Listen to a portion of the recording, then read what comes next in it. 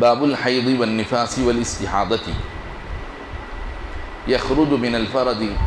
حیض ونفاس واستحاضة فالحیض دم ينفضه رحم بالغة لا داء بها ولا حبل ولم تبلغ سن الإياس وأقل الحيض 3 أيام وأوسطه 5 وأكثره 10 والنفاس هو الدم الخارج عقب الولادة وأكثره 40 يوما ولا حد لأقله۔ یہاں پر خواتین سے متعلق ان کی طہارت اور ناپاکی سے متعلق جو خاص احکام ہیں اس کا یہ بیان، اگرچہ کہ یہ مسائل یہ خاص طور پر تو خواتین کو پیش آتے ہیں، لیکن چونکہ بحیثیت شوہر کے مرد آدمی کو بھی ان مسائل سے آگاہ رہنا ضروری ہوتا ہے، تو اس اعتبار سے مردوں کو بھی ان کا جاننا ضروری ہوتا ہے۔ تو فرما رہے ہیں کہ یہ بیان ہے حیض یعنی ماہواری کا، اور نفاس یعنی ولادت کے فوری بعد جو خون جاری ہوتا ہے اس کا بیان ہے، والاستحاضہ اور جو ایب نارمل صورت میں یعنی خلاف معمول یا ایک مرض کی وجہ سے خواتین پر طاری ہونے والی کیفیت اور اس کی بنیاد پر نکلنے والا یہ خون استحاضہ کہلاتا۔ تو بتا رہے ہیں کہ یخرج من الفرج حیض و نفاس و استحاضۃ، کہ خواتین کے جسم سے 3 قسم کا خون نکلتا ہے، ان کی اندام نہانی سے، ان کے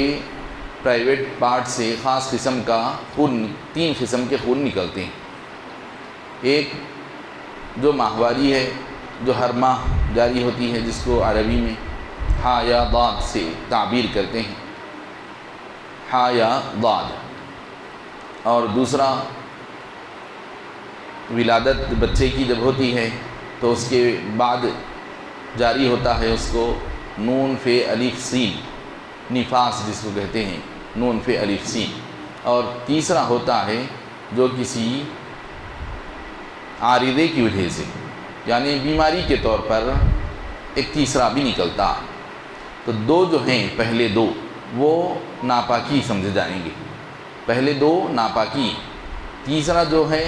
استحاضہ جس کو کہتے ہیں وہ ناپاکی نہیں ہے، وہ ناپاکی کے حساب میں نہیں، تیسرا ناپاکی کے حساب میں نہیں۔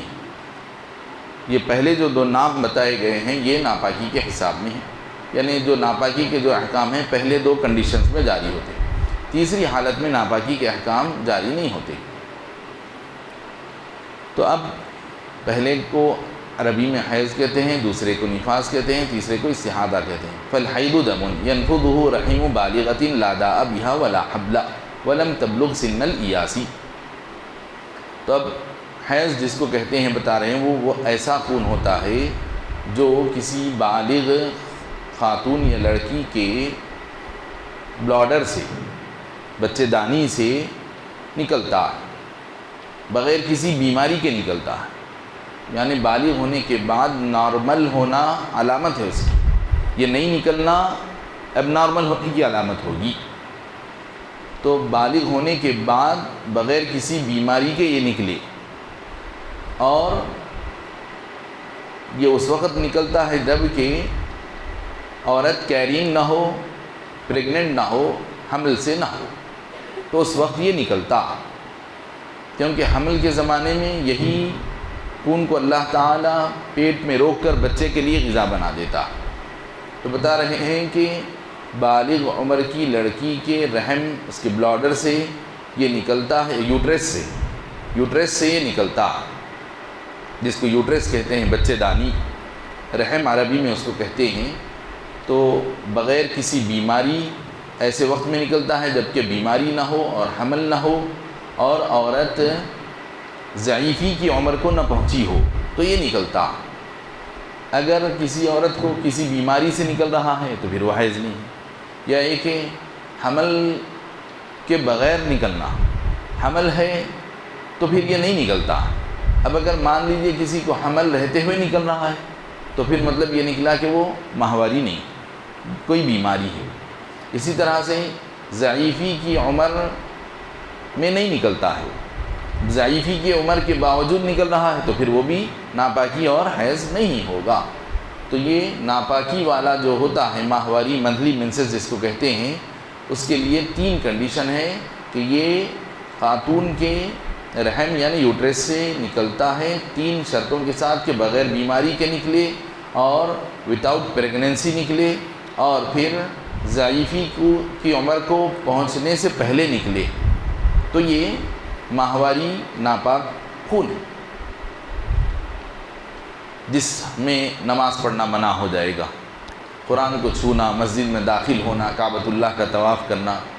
شوہر کے ساتھ صحبت کرنا، یہ چیزیں منع ہو جاتی ہیں۔ وَأَقَلُّ الْحَيْضِ 3 أَيَّامٍ وَأَوْسَطُهُ 5 وَأَكْثَرُهُ 10۔ اچھا، اب یہ جو منتھلی مینسز جس کو ماہواری کہتے ہیں، حیض جس کو کہتے ہیں، یہ کم سے کم 3 دن آئے گا، جس کو آئے گا تو کم سے کم 3 دن آئے گا۔ اگر 3 دن سے کم آ کر ختم ہو گیا، 1 دن آیا اس کے بعد ختم ہی ہو گیا، 1 دن آنے کے بعد پھر 10 دن تک پھر دکھائی نہیں، تو پھر وہ حیض ناپاکی نہیں ہے۔ کم سے کم 3 دن آنا، کم سے کم یہ 3 دن اگر آئے گا، 2 دن آیا تو بھی یہ حیض میں شمار نہیں ہوگا حنفیوں کے پاس۔ تو کم سے کم پہلا دن، دوسرا دن، 2 دن پورے ہو کے 3 دن پورے ہونا، اس کے بعد یہ رکنا، تو یہ ناپاکی سمجھا جائے گا اور اس حالت میں نماز پڑھنا منع ہوگا۔ تو اس کے لیے کم سے کم 3 دن اس کی مدت ہے، اور اس کی زیادہ سے زیادہ میکزیمم مدت اس کی 10 دن ہے، بس ختم۔ یعنی جب کسی کو آئے گا تو بس 10 ہی دن آئے گا ہر مہینے میں، 10 دن سے زیادہ 11-12 دن نہیں آتا یہ ناپاکی والا۔ اگر کسی کو 10 دن پر رک گیا تو ٹھیک ہے، بہت اچھی بات ہے کہ 10 دن پر وہ نہا لے، دھو لے اور پاک ہو جائے، اپنی نماز اور دیگر جو رکاوٹیں تھیں وہ سب بحال ہو جائیں گی۔ لیکن اگر 10 دن ختم ہو گئے، 10 دن پورے ہو گئے لیکن پھر بھی کنٹینیو ہے، 11 دن ہو گئے، 12 دن ہو گئے، تو ایسی صورت میں 10 دن کنٹینیویشن میں تو 12 دن ہو گئے، 15 دن بھی ہو جاتے ہیں کسی کو، تو جیسے کہ شریعت بتا رہی کہ 10 دن پر یہ اینڈ ہو جاتا، تو آپ 10 دن پر اس کو اینڈ مان لیں گے، 10 دن پر اس کی انتہا مان لے کر وہ عورت کیا کرے گی، 10 دن پورے ہوتے ہی پانی نہا لے گی پاکی کا۔ اگرچہ کہ خون کا آنے کا سلسلہ ابھی چل رہا ہے، خون تو آ رہا ہے، رکا نہیں ہے ابھی، 10 دن سے آگے بڑھ گیا ہے، تو 10 دن ناپاکی کے ہیں، جو ایک خاتون کے لیے نارملی ہوتا ہے وہ 10 دن ہوگا۔ وہ جو 11ویں دن والا حصہ جو خون ہے اس کو ناپاکی والا خون نہیں شمار کریں گے، بیماری والا سمجھیں گے، جس کو استحاضہ کہتے ہیں۔ تو 10 دن 12 دن ہو یا 15 دن ہو تو اس میں سے شروع کے 10 دن آپ ناپاکی کاؤنٹ کریں گے، اور 10 دن کے ختم پر پانی نہا لے گی خاتون، اور پانی نہانے کے ساتھ ہی اس کی جو پابندیاں تھیں وہ سب پابندیاں اس کی ختم ہو گئیں، اور پھر اب اس کے بعد وہ نماز وغیرہ شروع کر لے گی۔ اس کے بعد اور جتنے بھی دن اضافہ آئے گا، حالانکہ آ تو رہا ہے لیکن مگر وہ ناپاکی کا نہیں ہوگا، اس کو استحاضہ کہیں گے، بیماری کی وجہ سے ہوتا ہے، تو اس وقت اس کو پانی نہانے کی ضرورت نہیں رہتی، بلکہ صرف ہر نماز کے لیے تازہ وضو کر لے، نماز پڑھ لے۔ اگر پانی نہاتی ہے اس کی مرضی، لیکن پانی نہانا اس کے لیے ضروری نہیں ہوتا۔ اور اس کی درمیانی مدت 5 دن بھی ہوتی ہے، کم سے کم مدت 3 دن، زیادہ سے زیادہ 10 دن، اور درمیانی مدت 5 دن ہوا کرتی ہے۔ اسی طرح ایک دوسرا خون ہے ناپاکی کا، ناپاکی جملہ 3 خون بتائے گئے، جس میں سے 2 ناپاک ہیں، تیسرا پاکی کے حساب میں رہے گا، یعنی وہ جب آئے گا تو عورت پاک سمجھی جائے گی، خون تو ناپاک رہے گا، خون تو بس ناپاک ہی ناپاک ہے، لیکن وہ جب آ رہا ہوگا تو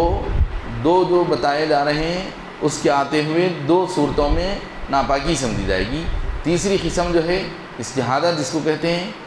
وہ خون تو ناپاک ہے لیکن وہ ایام جو رہیں گے عورت کے لیے پاکی کے سمجھے جائیں گے۔ تو اب دوسرا جو خون ہے جس کو نفاس کہتے ہیں، نون فے الف سین، جو بچے کی پیدائش کے بعد آنا شروع ہوتا ہے، تو بتا رہے ہیں کہ یہ بچے کی پیدائش کے فوری بعد شروع ہو جاتا ہے، اور زیادہ سے زیادہ میکزیمم یہ 40 دن آئے گا، بس 40 دن سے زیادہ نفاس نہیں ہوگا۔ اب کسی کو 40 دن ہو جاتے ہیں لیکن ختم نہیں ہوتا، ابھی آتے ہی رہتا 45 دن تک بھی آتا ہے، کسی کو 50 دن، کسی کو 60 دن آ جاتا ہے، تو اس کا بھی معاملہ ویسے ہی کر لیں گے آپ۔ 40 دن تک ناپاکی کا حساب مانیں گے، 40 دن پورے ہوتے ہی غسل کر لے کر وہ خاتون اب اپنے آپ کو پاک سمجھے، نماز